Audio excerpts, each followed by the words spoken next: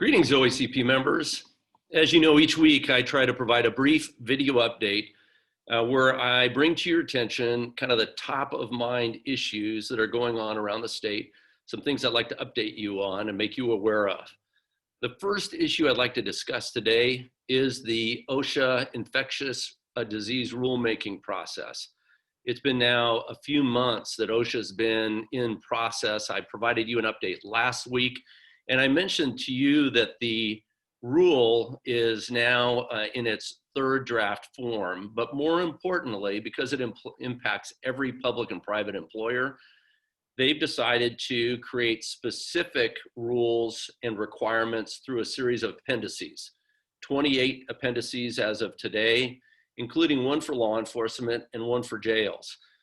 Michael Wood, the director of OSHA, has been really gracious over the last few weeks to give Jason Myers from the Sheriff's Association and myself 2 to 3 hours of his time to discuss the unique needs and challenges that law enforcement faces so that the rule doesn't inadvertently create unnecessary administrative burden or, frankly, requirements that are impossible for us to meet. The good news is that Director Wood gave us the opportunity to draft our own appendices for law enforcement and jails, which we did this last week and we submitted. The good news is that we received word back from Director Wood that he felt like our recommended appendices were acceptable. We've made a few recommended changes, and I'm hoping that'll be final soon. The reason why that appendix is those two appendices are so important is they supersede the rule itself. That's the ruling document that really dictates what we're responsible for doing and what we're not responsible for doing in light of the overall rule.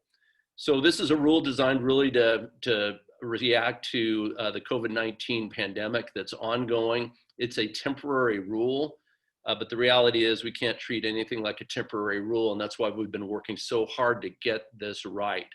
We should have more detail and kind of final language here very soon, and I'll be sending that out to you in the near future.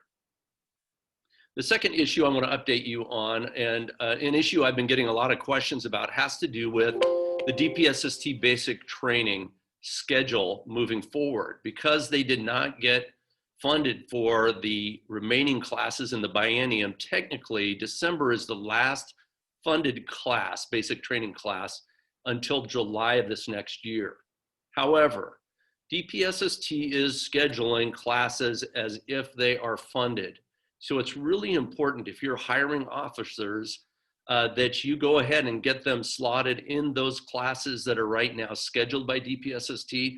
They've been invited to come back in December in order to provide a detailed request for additional funding for those classes.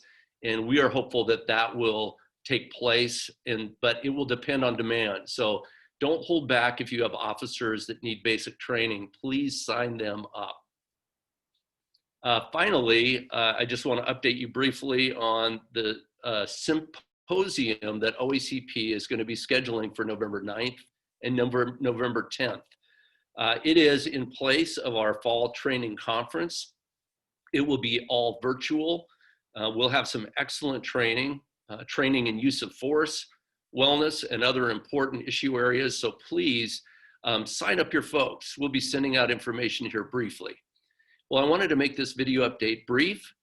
So hopefully this will give you the information you need. I'll be sending out additional emails shortly to you. So thanks for all that you do. Thanks for your confidence in us at the association. And we'll look forward to talking to you soon. Thanks so much. Bye-bye.